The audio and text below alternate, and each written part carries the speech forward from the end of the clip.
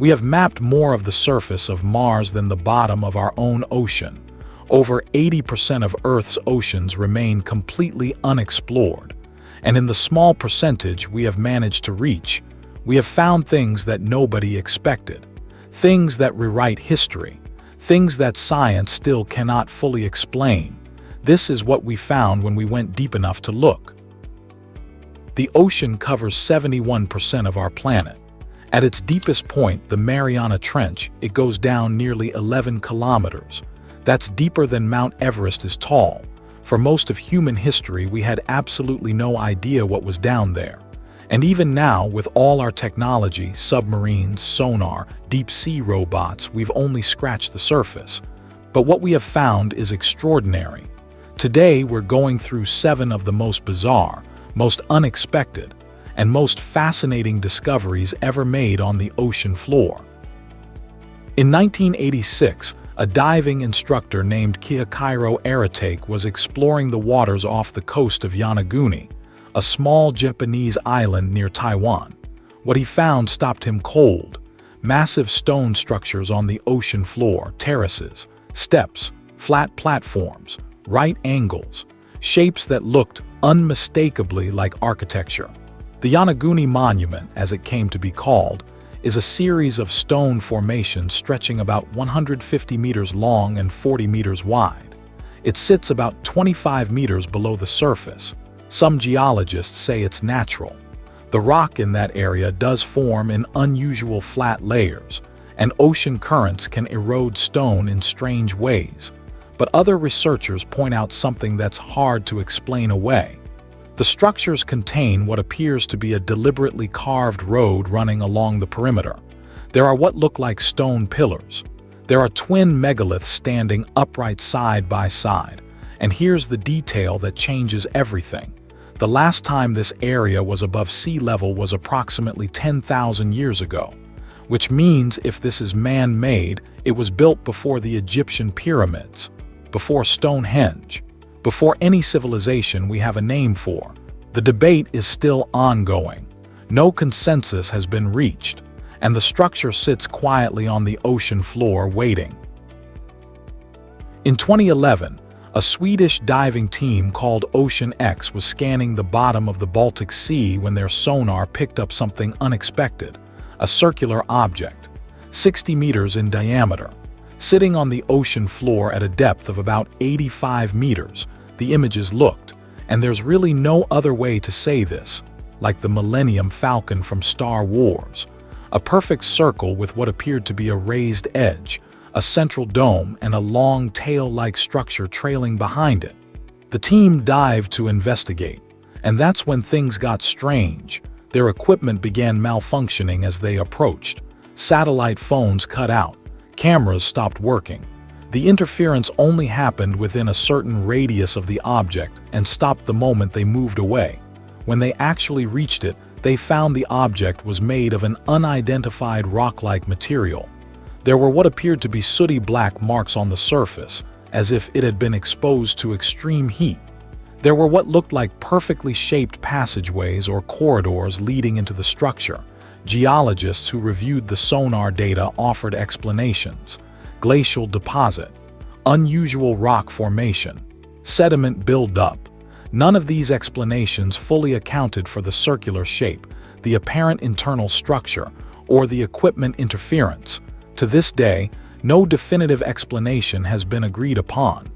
The Baltic Sea Anomaly remains officially unidentified. This one isn't mysterious in the same way, but it's arguably more astonishing. At the bottom of the Black Sea, there is a river, a real river, with a current, with rapids, with waterfalls, with sediment deposits on the riverbanks. It flows along the ocean floor for over 60 kilometers, which would make it one of the 6 largest rivers in the world if it were on land. How does a river exist underwater? The water in this river is saltier and denser than the surrounding ocean water. It flows along the bottom like a separate body of water, maintaining its own current without mixing with the sea above it. Scientists discovered it in 2010 using underwater vehicles. The lead researcher described seeing it for the first time as one of the most surreal experiences of his career, standing water above, a flowing river below. In the same ocean, it behaves exactly like a surface river. It even carries sediment and organic matter downstream. Creatures living near it use its banks as a habitat, just like animals on land use riverbanks. The physics are understood, but actually seeing it is something else entirely. In 2004, researchers exploring the Gulf of Mexico made a discovery they weren't prepared for: a graveyard on the ocean floor at a depth of nearly 2,000 meters. Not a human, a whale graveyard. Dozens of whale skeletons scattered across a wide area of the ocean floor in various states of decomposition. But here's what made it scientifically extraordinary. Each skeleton had become its own ecosystem. Hundreds of species of bacteria, crustaceans, worms, and organisms were living on and within the bones. Species that had never been seen before. Species that exist nowhere else on Earth. Scientists realized they were looking at what they now call whale fall, the process by which a dead whale slowly feeds an entire ecosystem for decades after its death. One large whale skeleton can support a unique biological community for over 100 years. But the Mobile Bay graveyard was different in scale from anything previously documented. The concentration of skeletons and the diversity of species living on them suggested this area had been a natural gathering place for dying whales for thousands of years. Nobody knows why whales congregate there to die. It remains unexplained. In 2012, scientists exploring the ocean floor off the coast of Alabama discovered something that genuinely stopped them in their tracks: a forest. An ancient cypress forest, perfectly preserved, sitting under 18 meters of water about 25 kilometers offshore. The trees were still standing. The wood was so well preserved that when researchers cut into it, it still smelled like fresh cypress. The preservation was so complete that wood-boring creatures living in the area had never encountered cypress before and were actively colonizing it for the first time. Carbon dating revealed the forest was approximately 50,000 years old. It had been buried under sediment at the end of the last ice age, and a hurricane in 2004 uncovered it by stripping away the layer of mud that had protected it for millennia. Researchers described it as a time capsule. The ecosystem within it, the creatures living among the ancient trees, was unlike anything found in the surrounding ocean. An isolated bubble of life, preserved from a world that existed 50,000 years ago. It is still there, still being studied, and slowly being colonized by modern ocean life for the very first time. Point Nemo is the most remote location on Earth. It is the point in the ocean furthest from any land, over 2,600 kilometers from the nearest coastline in any direction. It's so remote that the closest humans to it at any given moment are usually astronauts on the International Space Station passing overhead, and the ocean floor beneath it is a graveyard. Over 300 spacecraft have been deliberately crashed here.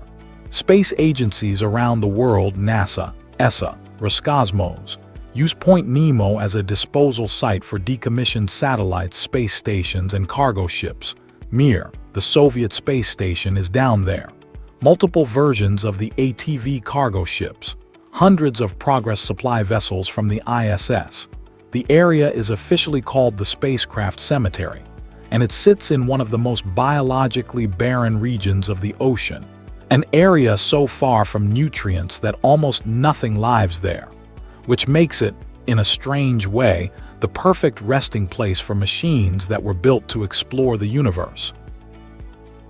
The ocean is the last great unknown on our own planet, and every time we go deep enough to look, we find something that reminds us how little we actually understand: an ancient city, an unidentified object, a river beneath the sea, a forest frozen in time, a graveyard of spacecraft at the edge of the world, and these are just the things we've found so far. 80% of the ocean remains unexplored. Whatever is down there, we haven't seen it yet. If this video made you curious, subscribe, because next time we're going even deeper.